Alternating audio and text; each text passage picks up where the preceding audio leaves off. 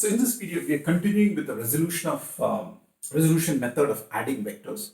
In the last video, I showed you how to resolve a vector into its x component and y component. Okay, be sure that you're clear on that, and then we can get into the actual addition of two vectors. Okay, so here we have two vectors. One is we call a vector and a b vector. A is at an angle theta 1 to the horizontal. B vector is an angle theta 2 to the horizontal. Now we need to add these two vectors and find what is the sum of the two vectors. And the method we're going to use is resolution method. Okay, and as I told you, for resolution method we use the right-handed coordinate axis, and the x-axis. Remember that we have the unit vector, which is I. You can write as I r roof, or you can with an arrow over it, or you can put a vector over it. It'll be the same. Okay, so remember that you have an I pointing in the x direction, you have a unit vector j pointing in y direction. So you're using the coordinate system to help you resolve the vectors. So first, let's take A into the coordinate system. We take A into the coordinate system. It is at an angle theta 1, right? So we break it up into the x component, or we resolve it into the x component and the y component. So this is ax and this is ay. So now I can write my a vector as axi plus ayj. Okay, I have resolved my a vector. I take now b into the vector into the coordinate system, and I have theta 1 here. I resolve my b vector into x component and y component. My x component is bx, my y component is by.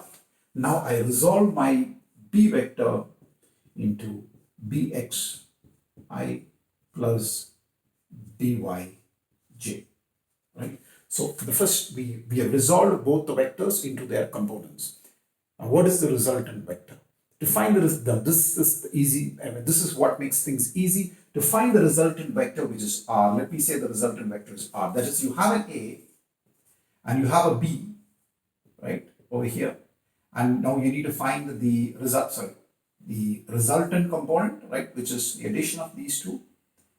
All you need to do is add the components, right? So the resultant component will be ax plus bx I, and then add the y components, which is ay plus by j.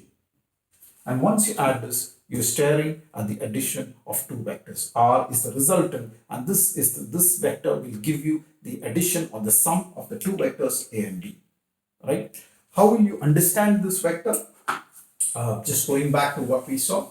If you got this vector, and the question is, what is the magnitude of this new vector r? The magnitude we saw will be given by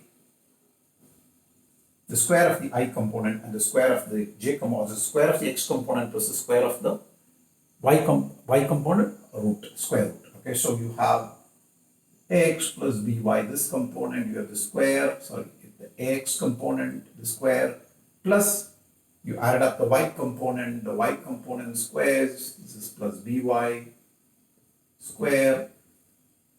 This will give you the magnitude of the vector r. What will be the direction of the vector r? We saw tan theta is equal to the y component divided by the x component. So the y component here is ay plus by, and the x component is ax plus bx. So theta will be the tan inverse of this value. Okay, so just to get an idea of what we're doing in resolution method, we need to add two vectors a and b.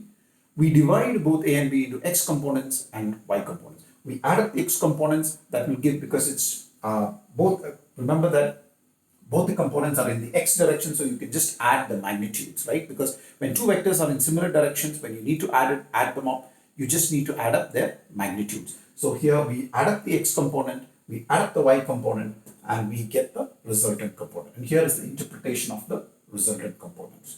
Now, this is called resolution method, and this is very important because this is the method that we're going to use in most of our problems, when we are tackling problems in physics. This is the method that we use to add vectors, right?